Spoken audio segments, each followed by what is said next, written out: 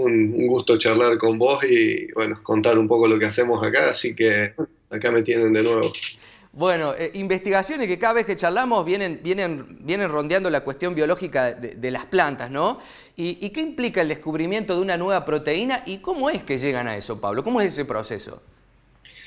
Bueno, mira, para buscar una proteína nueva, un gen nuevo, lo que nosotros hacemos es lo que se llama un screening genético. Básicamente agarramos, en nuestro caso, una planta, porque con lo que estudiamos, eh, vemos lo que se conoce como fenotipo, que es algo que uno ve en la planta, algo que uno puede observar fácilmente, Sí. y después usamos un mutágeno, un compuesto químico que genera mutaciones en el genoma de la planta, y buscamos aquellas plantas que hayan perdido esa característica en particular, con lo cual quiere decir que algún gen que estaba involucrado en esa vía fue alterado. Bien, En este caso nosotros buscábamos algún gen que estuviera afectando la vía del silenciamiento génico, que es el proceso que nosotros estudiamos. sí. Entonces hicimos mutagénesis en miles y miles de plantas hasta encontrar alguna planta que tuviera el fenotipo que nosotros queríamos.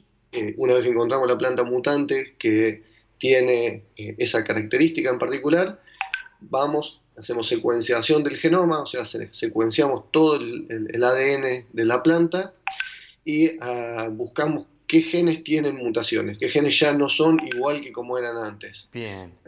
Y ahí, dentro de ese pool de genes, es que buscamos y encontramos esta proteína en particular, entre otras, ¿no? Este es uno de los trabajos, tenemos muchos trabajos que se centran en encontrar nuevas proteínas en la vía. Esta es una de todas ellas. Bien. No es fácil hallarlo, me imagino, y no hay muchas proteínas por descubrir. Digo, ¿esto es así, Pablo? Es más o menos así. En realidad, a ver, las proteínas están, solamente uno las tiene que identificar Claro. y tiene que saber qué función cumplen. Nosotros en estos screening, muchas de las proteínas que encontramos ya eran proteínas conocidas, y lo que nosotros encontramos era una nueva función para una proteína que ya se sabía que Bien, participaba en cierto proceso. bien. En este caso en particular, en el caso de esta proteína CART9, no se sabía absolutamente nada de la proteína. Era una proteína completamente desconocida, no había ninguna función atribuida a la proteína, no se conocía la estructura, no se conocía nada. Como nadie la había estudiado y no tenía ningún indicio de nada, la proteína ni siquiera había estado bautizada. Tenía la particularidad de que cuando uno muta el gen que codifica esta proteína y anula la proteína, o sea que la planta deja de tener la proteína, la planta se muere, con lo cual por eso nadie la había logrado encontrar, porque es difícil encontrarla, porque cuando uno la muta, la planta se muere, Qué entonces no la bárbaro. podés encontrar. Nosotros tuvimos la suerte de alguna manera que la mutación que cayó en el gen que nosotros que produjimos, eh, no anuló la proteína, solo hizo que la proteína sea menos activa, con lo cual nosotros pudimos detectarla. Y por eso la encontramos. Si no, si hubiera generado una mutación que mata la proteína, no la Claro. hubiéramos encontrado tampoco. Bueno, ¿qué implica futuro? Está descubierta una proteína que ya existía, pero está identificada, sabemos qué funciones. De aquí en más, ¿cuál es la colaboración hacia la planta, hacia el desarrollo y la investigación de la ciencia biológica? Bueno, con esta proteína en particular, no lo sé, a ver, una aplicación a futuro, a este punto de la investigación es difícil saberlo. Claro.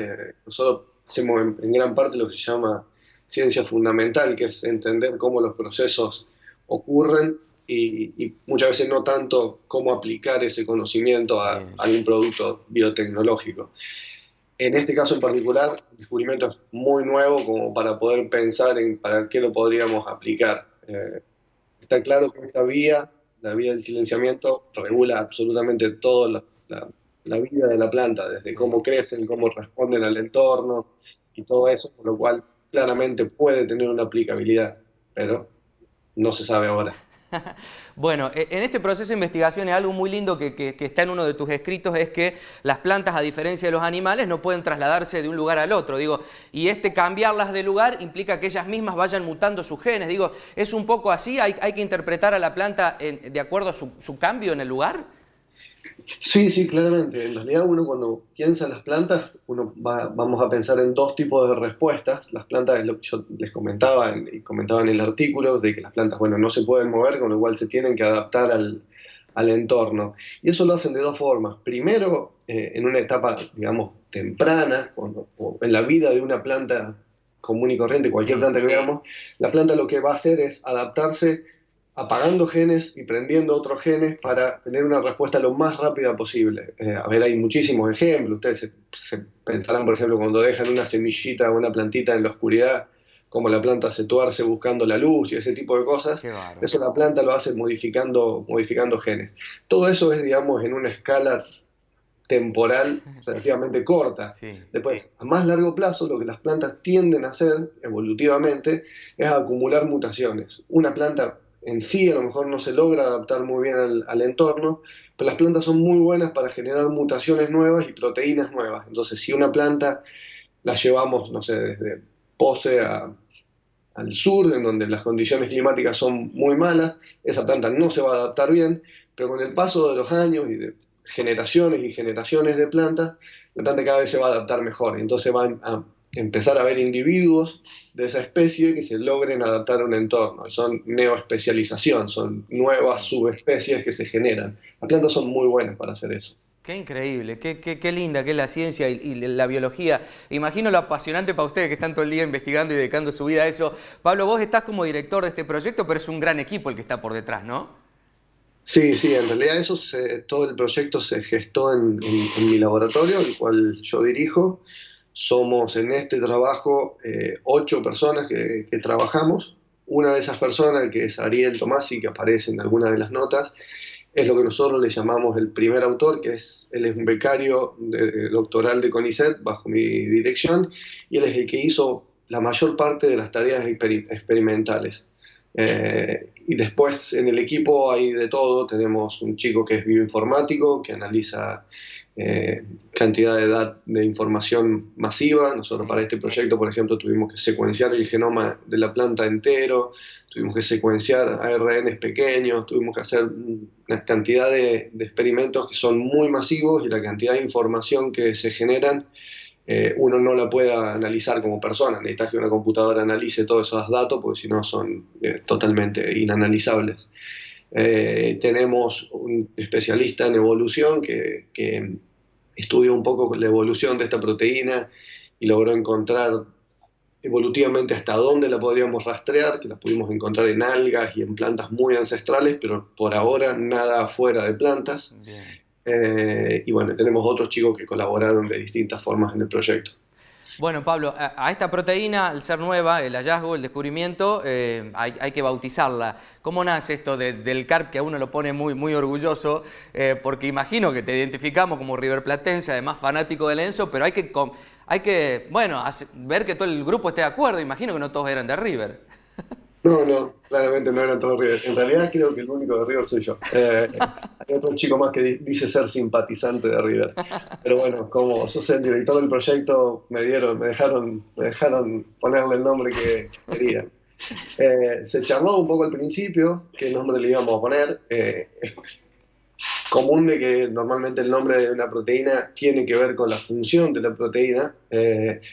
Y después está en el juego de lograr que el nombre de la proteína o la sigla del nombre de la proteína coincida con algo que a uno le interesa. Entonces, el nombre de la proteína en inglés no tiene nada que ver con River Plate, obviamente, pero bueno, hicimos coincidir las siglas para que coincidiera con el club. Y el número, normalmente todas las proteínas, sobre todo porque suele haber más de un miembro, muchas proteínas parecidas que son miembros de la misma familia, se las enumera.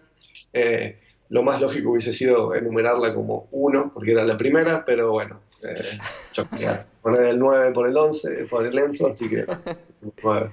Bueno, lo lindo de esto es que te ha traído notas en medios que se dedican al deporte, pero bueno, que no deja de ser difundir a la ciencia, que me imagino que eso es lo que está bueno, y que incluso el mismo Enzo te llamó, te mandó un mensaje. ¿Cómo fue eso? Sí, bueno, respondiendo lo primero, claramente esto está bueno porque le da visibilidad a lo que hacemos, un poco de difusión de la ciencia para que la gente sepa un poco qué es lo que se hace acá en el instituto, en el IAL, qué es lo que hacemos en mi laboratorio. Nada, cualquier cosa que ayude a que la gente vea qué es lo que se hace en CONICET. Y bueno, a ver, la plata que recibe CONICET no deja de ser plata del Estado y de los impuestos que pagamos entre todos, con lo cual está bueno que se sepa para qué se usa y qué es lo que se hace. Y muchas veces no es fácil bajar esa información y hacerla entendible para cualquier oyente, menos de un diario deportivo quizás, ¿no? Que no están esperando eso. Eh, pero bueno, sí, fue muy gratificante. El viernes mismo, cuando salió la nota en el Olé, al rato me escribió y después me llamó Enzo. Le había pedido el contacto al periodista, se había puesto muy contento, me agradeció, dijo que se sentía muy honrado y muy orgulloso de que lo hubiésemos tenido en cuenta. Y bueno, me invitó a mí y al equipo que cuando pase toda esta locura de la pandemia, vayamos a Buenos Aires, al estadio, a charlar con él, tomar algo, que nos conozca un poco. Nosotros lo invitamos yo lo invité a que venga al instituto a conocer lo que Qué hacemos bueno. acá y ver un poco el laboratorio y aceptó entusiasmado. Ya cada que venga es otro tema, ¿no? Lo que pasa después de la pandemia, pero Sí. no, fue súper agradable, me pareció muy humilde y mostró agradecimiento todo el tiempo por el honor y bueno, eso. Pablo, me están sugiriendo muchos amigos de River muchas siglas y números para utilizar, pero bueno, ¿quedarán para próximos descubrimientos esos? Sí, en realidad los chicos del laboratorio, como tenemos alguno de los autores hincha de Boca, no me dejó ir más lejos, porque normalmente uno nombra con estos nombres, por ejemplo, CARP9 Sí. a la proteína, pero los genes mutados, las mutaciones de los genes, la forma de llamarlo es el mismo nombre, o sea, CARP9 con un guión y un número que identifica la mutación. Entonces la idea original era ponerle CARP9-18 por el 9 del 18. Sí, un lindo recuerdo.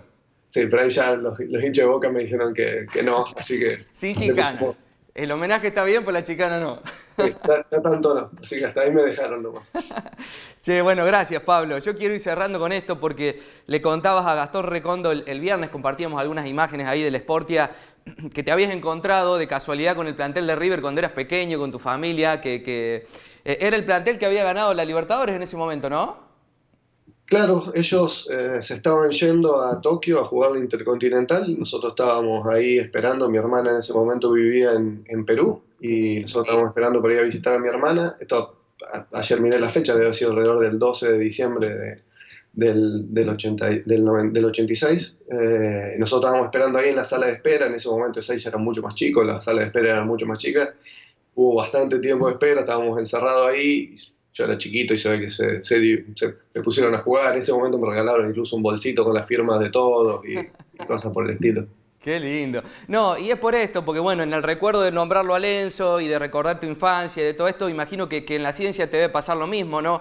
Ante un hallazgo recordarás tus formaciones en Justiniano Pose, amigos, todo lo que rodea esa formación del científico de hoy tiene que ver con el ayer, ¿no? ¿Te pasa eso cada vez que descubrís algo, en ese orgullo que sentimos todos? Digo, ¿vos también lo sentís? Sí, sí, claramente. Y sobre todo esas cosas uno las recuerda. En el día a día no, pero cuando uno logra algún descubrimiento como este y se contacta gente con uno y te preguntan rápidamente, uno vuelve a los orígenes y a todas las cosas que permitieron que uno se forme, ¿no? Desde la escuela primaria, secundaria, mi familia, el pueblo, toda la gente que apoya a uno a lo largo de su carrera en distintos aspectos. Me parece súper importante. Y yo en eso soy un agradecido al entorno que me ha rodeado toda la vida, que permite que sea y haga lo que hago ahora, ¿no? Bueno, pues seguramente hay un chico, alguna chica, algún niño, alguna niña interesado en la ciencia y por eso siempre te vamos a tener, cuando podamos te vamos a ir a visitar, pero creemos que lo importante es eso, saber que como vos muchos más pueden hacer ese camino. Así que millones de gracias, Pablo, cada intervención tuya es aprender un poco más. Bueno, Andrés, no, gracias a ustedes por interesarse en lo que hacemos acá en el laboratorio. Bueno, esperamos el CARP 18 pronto. Pronto, pronto. O el Pablo. Toju, voy a hacer uno del complejo, ¿no? Ah, bien, eso puede ser, un homenaje, sí. Sí, un Cato 2010, ya vemos como qué nombre le ponemos. Un Tofu 2010. Un abrazo grande. Abrazo, Andrés, chau, chau.